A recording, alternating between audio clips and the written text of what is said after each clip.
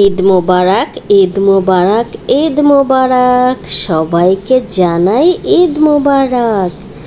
আজ হচ্ছে ঈদের দিন, আর ঈদের দিন তো ঘুরতে না বের হইলেই নয়। আমরাও বের হয়ে পড়েছি ঘুরতে। আমরা দুপুরের পরেই বের হয়েছি, আগেই বের হয়নি, কারণ প্রচণ্ড গরম ছিল। বাচ্চা নিয়ে আসলে রোদ গরমে বেরোনোটা টাফ। আর কোথায় এসছি সেটা আগে বলে দিই। এইটা হচ্ছে আগে যে বাণিজ্য মেলা হইতো, যেখানে বিশাল ঈদের জামাত হয়েছে, মেলা বসেছে, এইখানে আসছি, যেখানে এই যে উপদেষ্টারা নামাজ পড়েছে, সবাই দেখেছেন খবরে।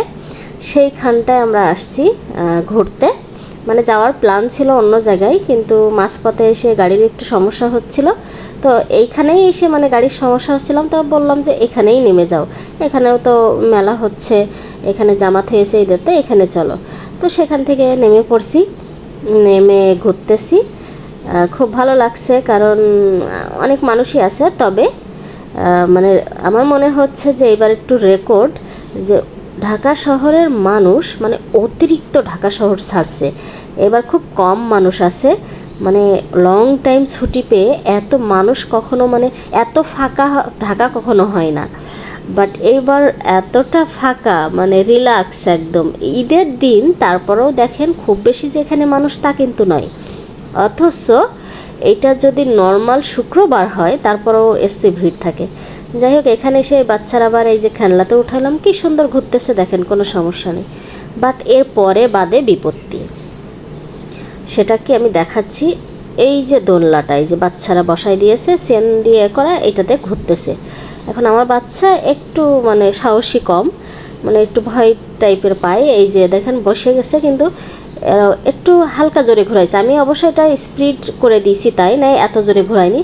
তো একটু ভয় পেয়ে কান্না শুরু করে দিয়েছে। যে কান্না শুরু করে দিয়ে ওর বাবা যে খপ করে ওই চেনটা ধরছে।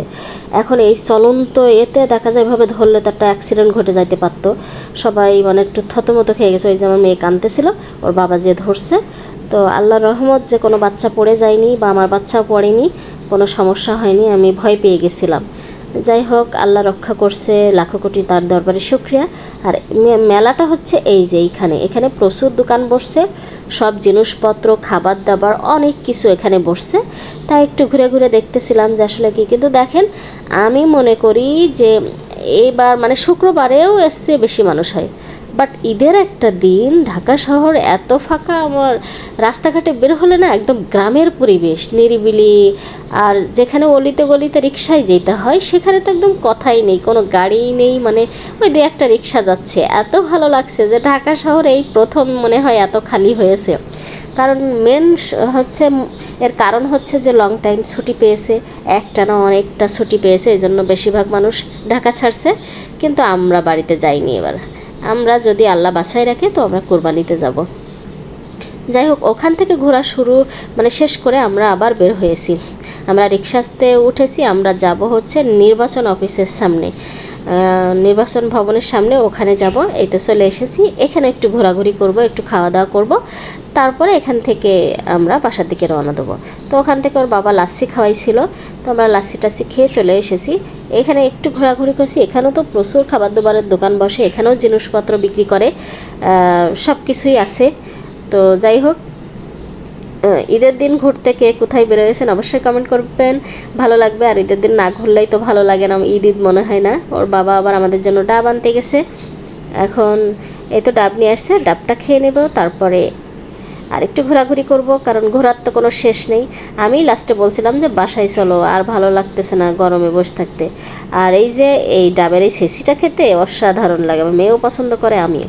আর আমার সেই স্পেশাল ফুচকা চলে এসেছে, কারণ এই ফুচকাটা আমার কাছে সবচেয়ে স্পেশাল, আমি খুবই পছন্দ করি। এখানে আসলে আমি তো বলি সবসময়, এই ফুচকা না খেয়ে কখনো আমি মানে ফিরে যাই না বাসায়। যাই হোক, ওখান থেকে ফুচকা খাওয়া শেষ করছি, আবার হাঁটা শুরু করছি। বললাম একটু বাদাম নাও, চলো বাদাম খাইতে খাইতে বাসায় চলে যায়, আর ঘোরাঘুরি করা যাবে না। তো ওর বাবা একটু বাদাম নিচ্ছিল।